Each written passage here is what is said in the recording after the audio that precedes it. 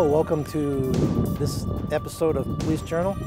I'm Commissioner Jerry Green, and today we're going to spend a little time with our SRT team, better known as SWAT. It's our special response team. We're going to be spending time with Lieutenant Darcy Lutzinger, who's the commander of that group. We're going to look at our GPV vehicle, which is basically, I call it the tank, which is used for entries and for breaching doors, for barricaded gunman situations, for suicidal persons and things of that nature. And the lieutenant will talk a little bit more about that. We're going to take a look at the vehicle, do a little tour of it basically, and then we're going to go down to TI Automotive on Stevens and actually view a training exercise where the officers are doing entries, using flashbangs, using the GPV, and going through some tactical situations. I think you'll find it quite interesting. We're actually going to go out and watch the team qualify. That we have physical requirements for our team. We're one of the few SRT teams in the state that have these physical requirements that include running a mile under 8 minutes, push-ups, some agility tests and things of that nature to test our officers' strength and endurance. This job of a tactical officer requires training.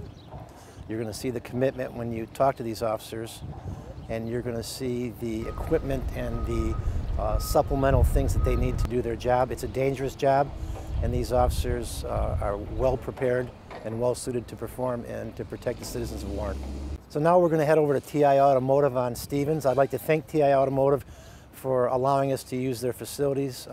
Having actual buildings to make the entries makes it more lifelike for our officers and prepares them for real-time situations. So thank you to TI Automotive, and let's head down there and take a look.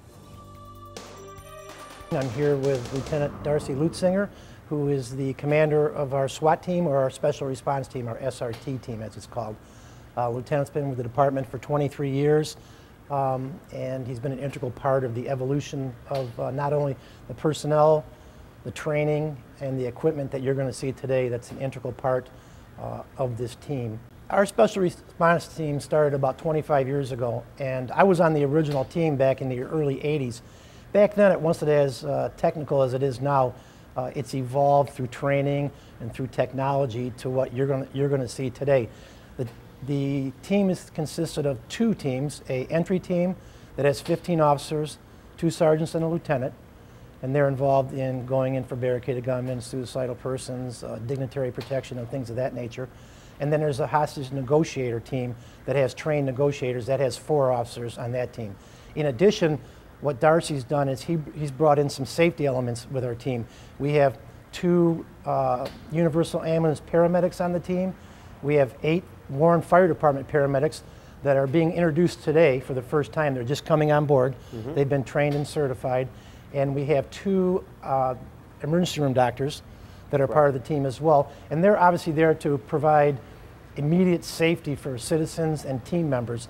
They train with the team every time there's a training exercise. They're required to do that, and they're on all our call-outs. That's correct. So with that, you have those 3 elements. You have the entry team, the hostage negotiators, and then the medical team. And you'll see the medical vehicles as well as our transport vehicle, which was donated by General Motors 5 years ago. They donated that vehicle. That's for transportation of equipment and personnel. And then you're going to see the GPV, which I call the tank, and you're going to see why I call it the tank. And that was spearheaded by the lieutenant as well. It was a regional grant opportunity for us and for 6 other counties, and the lieutenant wrote the grant for all 6 counties, and we purchased 3 of these vehicles that are, I don't want to say strategically positioned throughout the 6-county area. Right. And it's a mutual aid kind of deal where other departments use them, like ours was just used by Port Huron. Correct. And you see on the news a lot of incidents where that GPV is a big part of resolving a situation without any injuries. You're going to see that GPV in action today. You're going to see our SRT members execute an exercise here, a training exercise at TI Automotive. We want to thank TI Automotive for donating this building here on 9 Mile and Amber in the city of Warren. They're in a transition period. The building's vacant, so they're letting us use it and kind of punch some holes in some walls and things of that nature. It's a good training exercise for the officers because it gets them into a building and allows them to run into situations that they'd run into in real life. And with that, I'm going to let Darcy supplement my introduction and maybe go into a little bit of what you're doing today or anything I missed. What we're doing at this facility, which is unique, is TI Automotive has allowed us to use a building that is, it's vacant, but it's still has all the window dressings up, carpeted floors. There's still lighting in it that we can control and shut off. So we can work in a less than light or total darkness situation. We don't have any worries about if we break any of the doors inside or any of the windows. They're slated for demolition. So that's okay with the people that have the buildings. So it's one of our favorite places to train if we do have a building that is slated for demolition or going out of business and they allow us to use it. Just for that reason alone, is not very many people have the ability to do that. The other thing is the city does give us homes to train with every month that are slated for demolition. And it allows us to go into the residential structures as well as an office complex, because we do work in both. Primary residential, and we can go into, again, these homes and practice our breaching, room clearing, and if we need to break any of the windows or any doors, we don't have to worry about it. And what we've conducted today was earlier a hostage rescue situation. With all the tensions going on around the country now with workplace violence, armed suicidals, terrorist incidents, we like to keep our training at the very top of the nation, so the citizens of Warren can feel safe. Essentially, a lot of people think a SWAT team is a paramilitary organization that goes in and, like they see on television, just lays down fire into a building. Well, we're not that at all. We're actually a rescue team. Some of the things that the officers train on, officer rescue is a drill that you will see. And basically that will be if an officer is in a home, or if there's an area where an officer does need to be rescued for whatever reason. There's various techniques that we use to go in and do that. Also for hostage type situation, if we have to do hostage rescue for anybody that is in a situation where we need to go in an emergency manner, we've got different types of techniques that we do for training to do which is safe for the officers and for the person that we're going in to rescue. The goal and objective of what we do is to handle the incidents that the normal police officers might find highly difficult to handle. All the officers on the team have a minimum of 5 or 6 years on. It's a high seniority position. They have to be in excellent physical condition, which yearly they take a recertification test to make sure. And then we give them, through the department, the very best training and equipment that we can, and provide them, put it all together, train every month. And that way, anything that we need to respond to in the city is something that us as a city police department should be able to handle. That's a good point.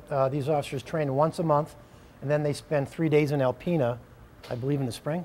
You know, it's spring or fall, whatever the schedules allow. Where they train up there as well. And another thing I'd like to mention, I mentioned earlier that the lieutenant runs our narcotics team or squad. All these other officers, this is not a full-time job. They're all assigned to patrol. Some are assigned to narcotics. Some are assigned to traffic. So they're officers that are pulled in from all over the department, but they are well trained, and it's a very integral part of our strategy to keep our citizens safe, because like the lieutenant said, this is not a hit team. This is a team that goes in, the mission is to rescue people and to resolve things without anybody getting hurt. Absolutely. But at the same time, they have to be trained for the worst case scenario. And with that, I think we're going to go take a look at some entries and talk to the fire department and go from there.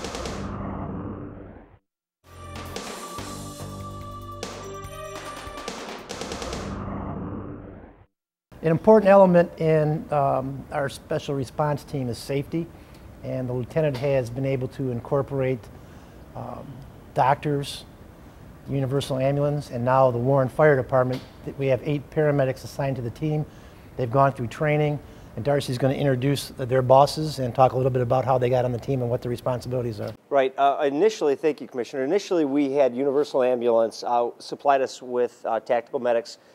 They went out to California. They were trained out there. They came back, and they supplied our team for the last 2 years. Since then, we've been in contact with Mr. Chris Cola from the fire department. They were very interested in getting tactical medics assigned from our Warren Fire Department on our Warren police team. And we thought that was very important also. They provide excellent support. They've got tools. There's a lot of things they can help us with. And it's not only just for the call-outs, for training. We always have incidents at training where guys are getting cut, dehydrated, overtaxed, because the trainings that we have aren't like normal training. Very stressful in the heat, wearing all the gear, so they're constantly looking at us. So what happened is with the grant that they had, they were able to provide some support for us. We put them through a tactical medical school, got them all certified. They got their equipment recently, and today they're officially part of the team and ready to go on call-outs with us. In the past, we used to run without medical people on the team. Correct. And that was very dangerous. We've had an incident just a couple of years ago where we had 2 officers shot. Correct. And we had 2 doctors that were there. Yeah, they were both our officers on a barricaded gunman shooting, and what they did was they provided immediate care for our officers, evaluated the injuries, and took care of them, and it was fantastic. You know, let the fire department say a few words about their men? Yeah. Well, we were approached about 6-8 months ago by a handful of our guys that were interested in becoming tactical medics and providing the tactical medic support for the police department. And I got in contact with Darcy, and we put it together. With grant funding, we were able to purchase the equipment. And they'll train monthly with our guys? Yeah, they go through all the training that the SWAT officers do. They're required to complete a yearly physical test. They're required to go to all the trainings. They learn the weapon systems. I was just going to ask that.